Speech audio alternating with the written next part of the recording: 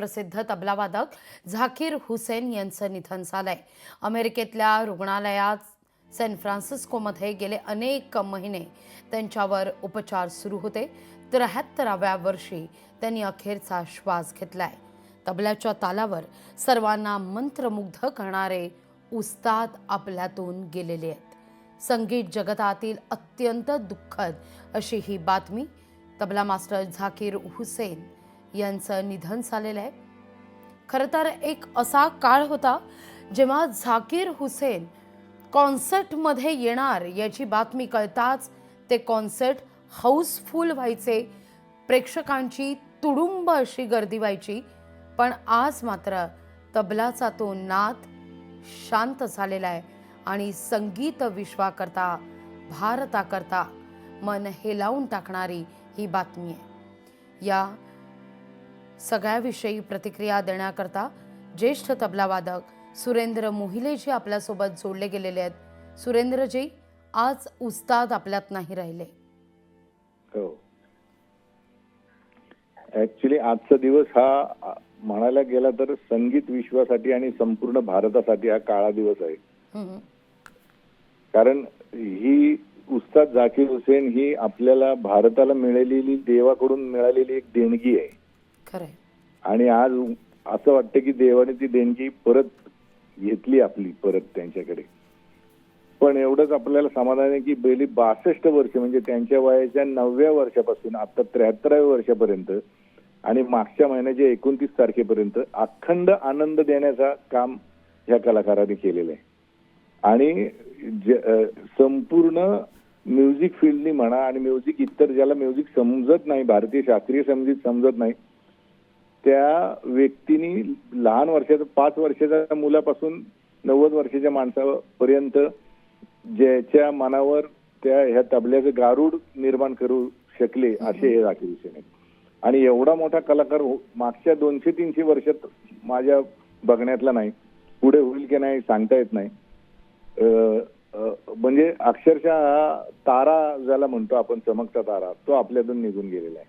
आपलं आतोनात अपरिमित कधीही न भरून येणारं एवढं नुकसान झालेलं आहे। इतकी मोठी व्यक्ती आपल्यातून निघून गेलेली आहे आणि तेही अचानक। मागच्या महिन्याच्या 29 तारखेला ह्युस्टनला त्यांनी प्रोग्राम वाजवला। तोपर्यंत ते राहुल शर्मांबरोबर, तोपर्यंत ते अगदी त्यांची प्रकृती चांगली होती। गेल्या महिन्याच्या नोव्हेंबर महिन्याच्या 24 तारखेपर्यंत ते रेस्ट घेत होते घरी।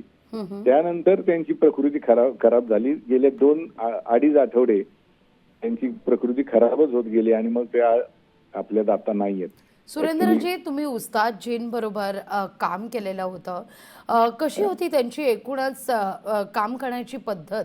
एखाद्या कॉन्सर्टला जेव्हा उस्तादजी येणार ही बातमी जेव्हा कळायची तेव्हाच ते कॉन्सर्ट इतके हाऊसफुल व्हायचे। पण अर्थात यामागे एक अविरत मेहनत होती, जिद्द होती, चिकाटी होती, संयम आणि सगळ्यात महत्त्वाचं म्हणजे ती साधना होती। कशी होती त्यांची ती साधना? तुम्ही त्यांच्याबरोबर अविरतपणे काम केलेलं आहे, कसा होता तो अनुभव? तुम्हाला सांगू का, साधना ही त्यांनी अल्लार खान साहेबांबरोबर जो रियाज केला त्याच्यात त्यांनी साधना साधली आणि नंतर त्यांनी ती साधना त्यांची जी आहे ना ती डेव्हलप खूप केली स्वतः। म्हणजे उदाहरणार्थ तुम्हाला सांगायचं की ते एकमेव तबला प्लेयर असे होते की जे सोलो उत्तम, म्हणजे उत्तमातला उत्तम सोलो वाजवणे, कथ्थकला वाजवणे, इन्स्ट्रुमेंटला अतिशय उत्तम वाजवणे। म्हणजे त्यांचं आणि शिवजींचं इन्स्ट्रुमेंट जर संगीत आपण ऐकली तर वाटतं की ह्या जगात आनंद देणारे ह्याच्यापेक्षा परमोच्च गोष्ट असूच शकत नाही। अशा पद्धतीचं संगीत वाजवणारा मनुष्य परत वेस्टर्न जॅझ पण वाजवताना असं वाटतं तिकडच्या अमेरिकन लोकांना की अरे बापरे, यांच्या एवढं मोठं कोणच नाही। हे म्हणजे त्यांनी असं कुठलंही म्युझिक ठेवलं नाही की ज्याच्यात त्यांचा ठसा नुसता उमटवला नाही, प्रचंड वर्चस्व निर्माण केलं। म्हणजे ते गाईड करायचे। सिम्फनी ऑर्केस्ट्राला 80 लोक अमेरिकन आणि युरोप मधले सगळे म्युझिशियन असताना त्यांना घेऊन सिम्फनी ऑर्केस्ट्रा चालवणारा एकमेव मनुष्य म्हणजे उस्ताद झाकीर हुसेन। एवढं म्हणजे असामान्य बुद्धिमत्ता, असामान्य साधना आणि देवाचा प्रचंड मोठा आशीर्वाद, आणि तो फक्त आणि फक्त सामान्य माणसासाठी वापरायचा असा तो उद्देश होता। त्याच्यात कमर्शियलायझेशन कधीही केलं नाही त्यांनी. हम्म. फारच मोठा मनुष्य, फार एवढा मोठा मनुष्य होणे शक्य नाही.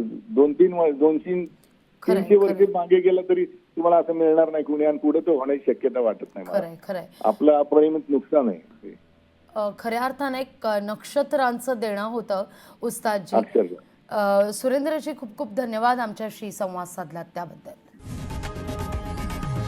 लोकशाही मराठी ऐका, पहा, जागरूक रहा.